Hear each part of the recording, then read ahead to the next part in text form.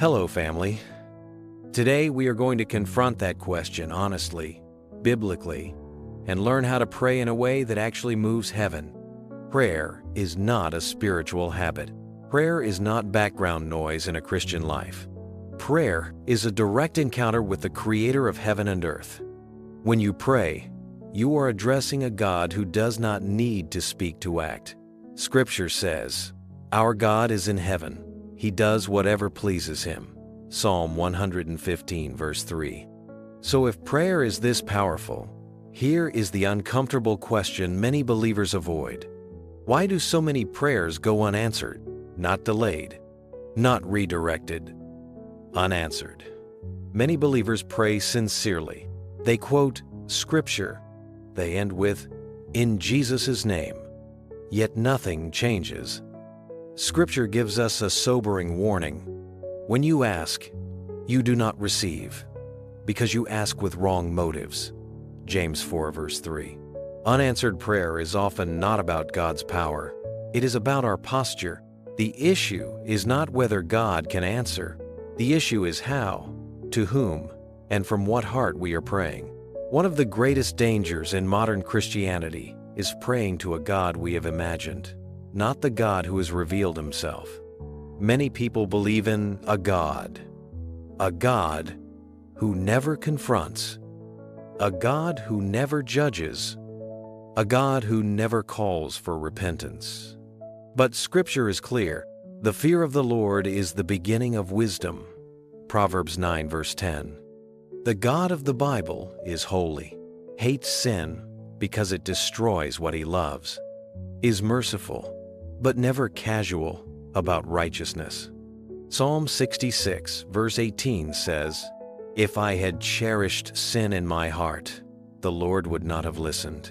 Prayer collapses when we approach a holy God casually while clinging to unrepentant sin. In Acts 12, Peter is imprisoned. Execution is expected. James has already been killed. From every human perspective, the situation is final. But Scripture says something critical. So Peter was kept in prison, but the church was earnestly praying to God for him. Acts 12, verse 5. Notice the language. Earnestly to God. This was not distracted prayer. This was not a symbolic prayer. This was prayer with urgency, unity, and focus. And God responded. An angel enters the prison. Chains fall off. Doors open without human effort. When prayer aligns with God's will and is offered with faith and seriousness, impossible circumstances collapse. What you have to do is pray fervently. A fervent prayer is not a loud prayer. It is not emotional performance. Fervent prayer is a wholehearted engagement with God. James 5, verse 16 says, "The prayer of a righteous person is powerful and effective." Righteous does not mean perfect. It means surrendered. Jesus himself modeled this. In Gethsemane, Scripture says, he prayed earnestly, even sweating drops of blood. Luke 22, verse 44. Fervency means focused attention, persistence, willingness to wrestle in prayer. God is not moved by repetition. He is moved by faith-filled dependence. Many prayers fail because God is no longer the center of them. Jesus said, "When you pray, go into your room, close the door, and pray to your Father." Matthew 6, verse 6.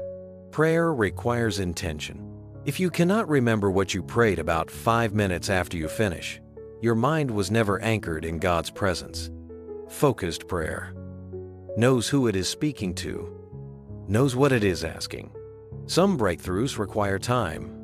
Jesus taught, "Always pray and not give up." God sometimes delays not to deny, but to shape our character, align our motives, strengthen our faith. There is also power in agreement. If two of you on earth agree about anything they ask for, it will be done for them. Matthew 18, verse 19. Accountability in prayer protects us from self-deception and spiritual drift. Prayer is not a technique, it is a relationship.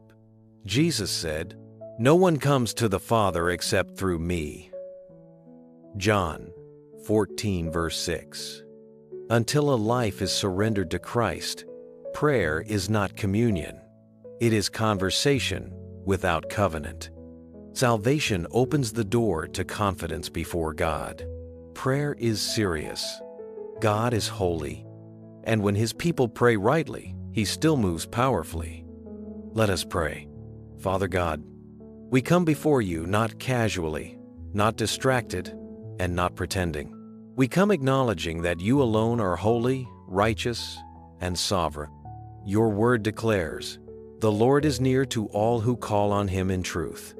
Today, we choose truth over comfort. Lord, search our hearts. Expose anything in us that resists Your authority. Remove every hidden sin, every divided loyalty, every compromised affection. Create in us a clean heart, O God, and renew a steadfast spirit within us. We confess that many times we have prayed without reverence. We have rushed into Your presence without repentance. We have asked for blessings without surrender. Forgive us, Lord. Teach us to fear You rightly, to love You deeply, and to approach You humbly. Father, we declare today that You are not a God we invented. You are the God who created the heavens and the earth. You are the God who parted the Red Sea, who raised Jesus from the dead, who reigns forever in power and glory. There is nothing too hard for You. Your word says, "Call to me, and I will answer you and tell you great and unsearchable things you do not know." So today, we call on You now. For those praying today who feel unheard, restore their faith. For those discouraged by delay, give them endurance. For those praying without clarity, bring focus and direction. Lord, teach us to pray fervently, not out of fear, but out of faith, not to manipulate outcomes, but to align with Your will. We lift before You families in crisis. Heal marriages, restore relationships, turn hearts back to You. We lift those battling fear, anxiety, and confusion. Your word says, "You are not a God of disorder, but of peace." Let Your peace rule in their hearts. Father, we pray for our nations, for righteousness to rise, for truth to be honored, for the church to awaken from complacency. Let us be people who pray together, who walk in accountability, who stand firm in obedience. For anyone listening who has never surrendered to Jesus, draw them now. Your word says, "Everyone who calls on the name of the Lord will be saved." Lord Jesus, we confess You as Savior and King. We trust in Your sacrifice. We submit to Your Lordship. Fill us with Your Holy Spirit. Teach us to pray according to Your will. Make our prayers powerful because our lives are surrendered. We declare that our prayers will not be empty words, but faith-filled communion with the living God. We trust You. We wait on You, and we give You all the glory. In the mighty name of Jesus Christ, Amen. If this message touches your heart, don't leave without sowing it into someone else's life. Share it with a friend and subscribe for more prayers and teachings that strengthen your walk with God.